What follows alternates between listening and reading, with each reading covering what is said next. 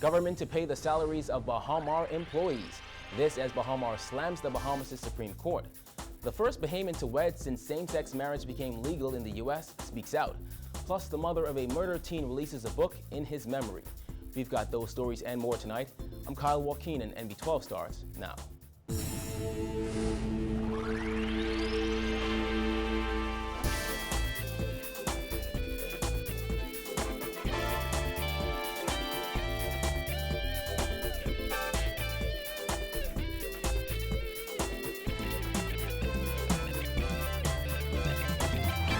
Topping news tonight, government will fund the salaries of each and every Baha Mar employee this month.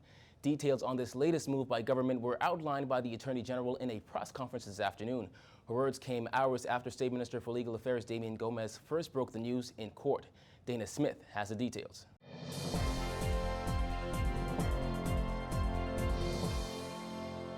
The Attorney General said the 2,000 plus employees at Baha Mar must be paid and should not be used as pawns. To this end, government is stepping in and paying Baha Mar employee salaries for this month. It is the position of the government that the developer should pay the Bahamian employees. They should not be used as pawns in negotiations about the future of the project. The developer was also advised that in the event that Baha Mar or the Exim Bank was unable or unwilling to pay the employees, the government will step in and make the payment for this month while negotiations continue. The total salary payout for 1 month would be $7.5 million. Maynard Gibson would not say if government would fund salaries for additional months, only confirming it's footing the bill for July. And as for the salaries of expatriate workers, when asked, the Attorney General said government is waiting on the information from Baha Mar. However, she affirmed government would cover Baha Mar's total payroll, which does include the salaries of foreign workers. Speaking on this morning's court matter, where Baha Mar faced off with government as well as its biggest financer, China Exim Bank, she said the Supreme Court ordered that government and Exim be joined as respondents and Baha Mar give the Attorney General employee payment details so that the employees may be paid. The Hotel Corporation of the Bahamas stands ready to make the payments. The Attorney General also hit out at Baha Mar for filing bankruptcy in the United States, stating government believes the matter should play out in the local courts, and government's lawyers are working to ensure Bahamian courts are front and center. She said the orders obtained by Baha Mar from the U.S. court were obtained on the basis that matters profoundly affecting the government and the Bahamian people will be subject to adjudication in the U.S. This, she said, would have serious and far-reaching implications for the Commonwealth of the Bahamas as a sovereign nation. Of particular importance is that the nearly 2,400 Bahamian employees who have been prejudiced by this bankruptcy proceeding must be paid. Paying the employees without conditions attached would allow negotiation, hearing, and resolution of other critically important issues determinative of the future of this project.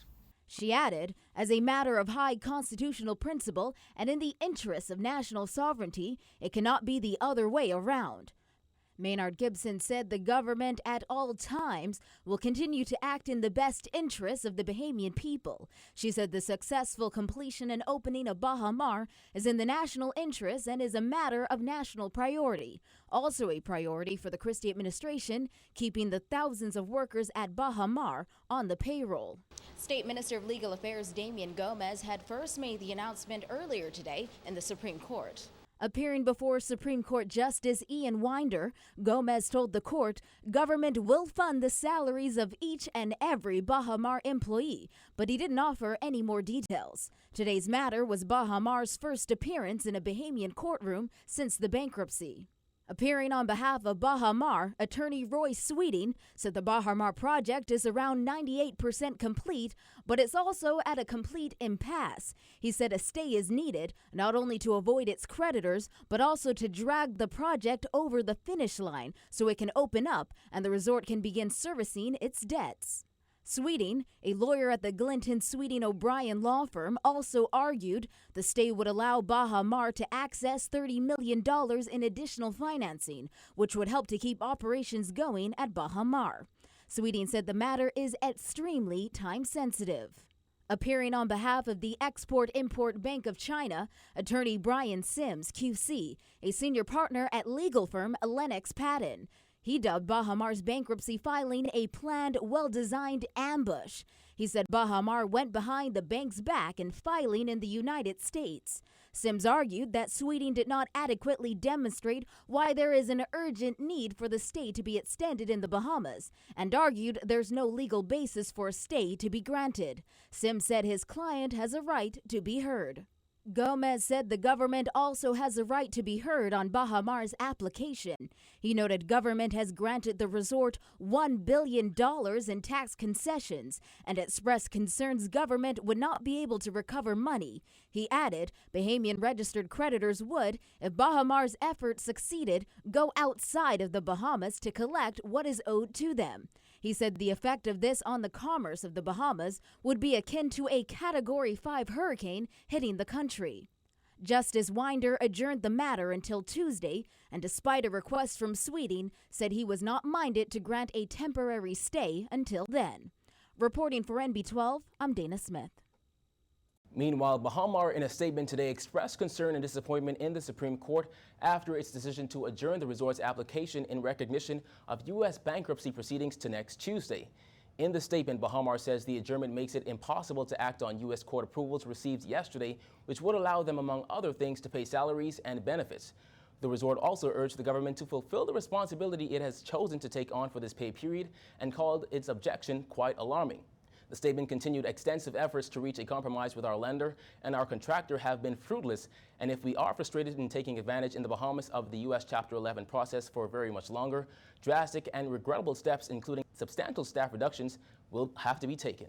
In other news, one Bahamian man caused a stir this week after revealing he was one of the first to take advantage of the recent United States Supreme Court ruling that saw same-sex marriage legalized in all 50 American states. Today, from his new home in Atlanta, Georgia, he spoke with our Simone Davis.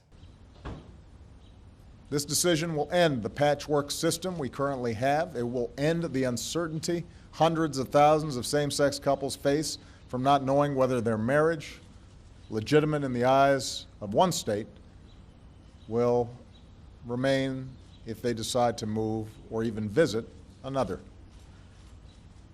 This ruling will strengthen all of our communities. That was U.S. President Barack Obama last week when he announced the reason behind the Supreme Court's decision to make same-sex marriages legal all across America, calling the ruling a victory for the country.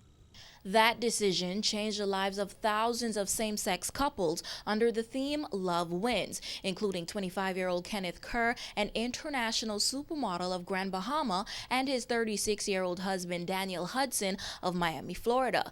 Kerr said as soon as he learned of the Supreme Court's decision, they were ecstatic and opted to tie the knot right away. We were on the phone talking to each other during the ruling. So when it came down, I was like, oh, hey, are you watching the news? Can you turn on the news? Do you see what's happening? I said, do you know what this means for us right now?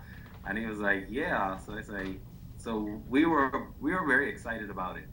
I mean, to me, it's more than just marriage of two couples or two people of the same sex. It's the ability to share the same civil rights as heterosexual couples. Many Americans across the U.S. were against the controversial decision, and same-sex couples and the American government received a lot of backlash. However, Hudson, who is also a model and an employee of a Fortune 500 company, said he and Kerr are prepared to deal with it. He noted that he was previously against same-sex marriages until he was educated about it. I, for one, did not agree with it until I was educated on it. So a lot of it, I believe, just comes to education, where you just really have to understand what it truly means for everyone across the board. I can definitely say for the amount of backlash and hateful comments that we've received, the amount of love, support, and well wishes has been 10 times that. So it far outweighs the hate. The couple, who has been friends for years and an item for 9 months, said both of their families accept their union. Kerr revealed that they planned on getting hitched later this year, but given the fact that gay marriages were illegal in most U.S. states, they planned to get married in another state where it was legal, return home, and keep it a secret. But now they are planning a fall wedding. It was just going to be a ceremony where we would get married and then I returned back home. Of course, we were trying to conceal it and keep it a secret, simply because of the nature of it. We were looking at different destinations. We looked at places like D.C. and Key West, anywhere that would allow same-sex couples to get married. And it wouldn't have been here in Georgia because back then it wasn't allowed. But as the ruling came down, it was like, okay, why wait? Let's just be a part of history. Let's do this. When asked if he plans to advocate for same-sex unions in the Bahamas, Kerr said there are too many issues already plaguing the country to focus on same-sex marriage. The former Mr. Bahamas said his only mission is to be happy and encourage people to be true to themselves. Reporting for NB12, I'm Simone Davis.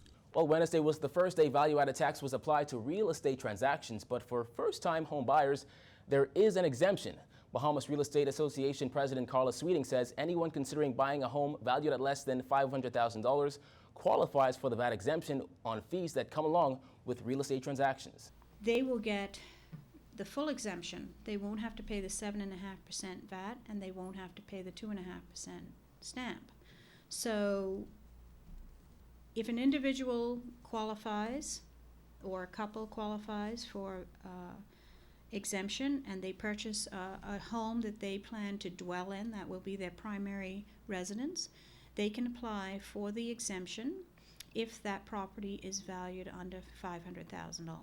Sweeting says although she's encouraged by recently released VAT rules for the real estate sector, she anticipates a slight lull in the market moving forward as the industry adapts to the change. It's going to impact it. How much, we don't know, because the real estate market is impacted by the economy as a whole. And real estate and construction are the top two driving forces in any economy, and when they slow down, so does the economy.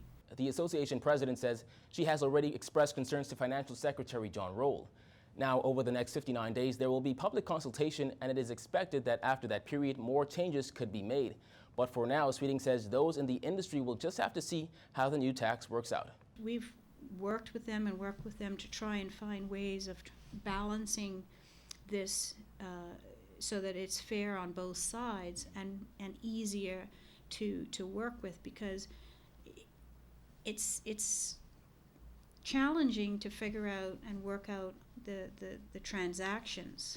And again, we just have to try and do what's fair and right for everybody.